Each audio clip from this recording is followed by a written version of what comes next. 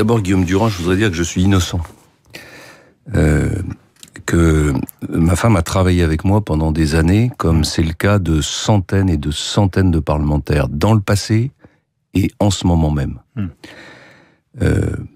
Et je suis convaincu que la justice, même si ça prendra du temps, établira cette innocence. C'est ce que vous écrivez dans la lettre que vous leur avez adressée. En attendant, nous sommes devant une procédure judiciaire qui n'est pas normale.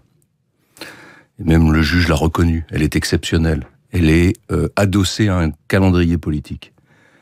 Il y a une instrumentalisation des affaires contre moi avec un objectif, m'empêcher d'être candidat à l'élection présidentielle. Vous en êtes certain ? Ah bah j'en suis absolument certain, c'est une évidence. Ça c'est pas moi malheureusement j'ai pas de cabinet noir à ma disposition pour faire des enquêtes. Vous vous êtes posé la question depuis le début de cette affaire. Bien sûr que je me pose la question, je n'ai pas la réponse.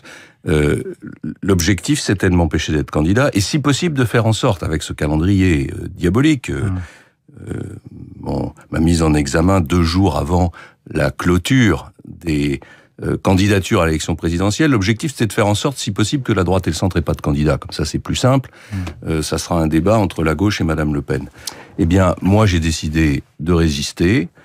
Je considère que ce calendrier exceptionnel, qui n'est pas celui d'un justiciable normal, me délivre de l'engagement que j'avais pris de ne pas être candidat si j'étais mis en examen. Parce qu'on va vous les ramener. Bien sûr. Quand vous allez à TF1 lundi soir, vous allez vous retrouver face aux 4 autres qui vont vous redire ce que vous avez déclaré à TF1. Eh bien, je leur dirai... Et ce que vous avez déclaré à propos de Nicolas Sarkozy en citant le général de Gaulle. Je leur dirai qu'à partir du moment où on est en face d'une instrumentalisation de la justice, il n'est pas possible de céder. Parce que céder, ça veut dire que désormais, c'est pas le peuple français qui choisit son président, c'est pas le peuple français qui choisit son programme, ce sont des officines, ce sont des manœuvres. Est-ce que c'est pas la définition même du populisme, ça, justement, de refuser les institutions? Non, je ne refuse aucune institution. Moi, je suis allé, contrairement à Madame Le Pen, à la convocation des juges.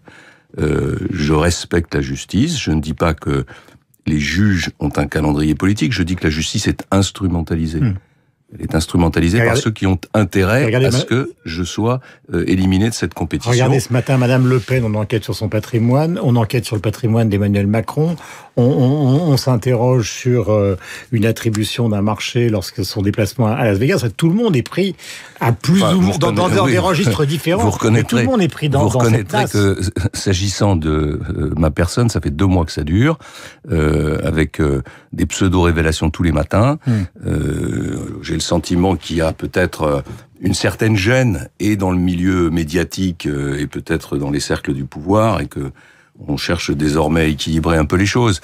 Mais cette situation, elle est anormale. On rentre dans une campagne présidentielle. L'élection est dans 39 jours.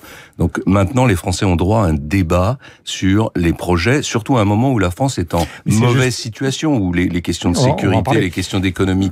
Et donc moi, le choix que j'ai décidé de faire désormais, il est très simple. La justice a décidé de me mettre en examen, très bien. Il y aura donc maintenant une procédure qui va être longue et dont je n'ai pas de doute sur l'issue. Désormais, toutes les questions qui relèvent de la justice et qui me seront posées par les journalistes, c'est mon avocat. Et moi, je vous réponds aux questions qui concernent la campagne présidentielle, le programme et la vie. Vous connaissez la phrase du général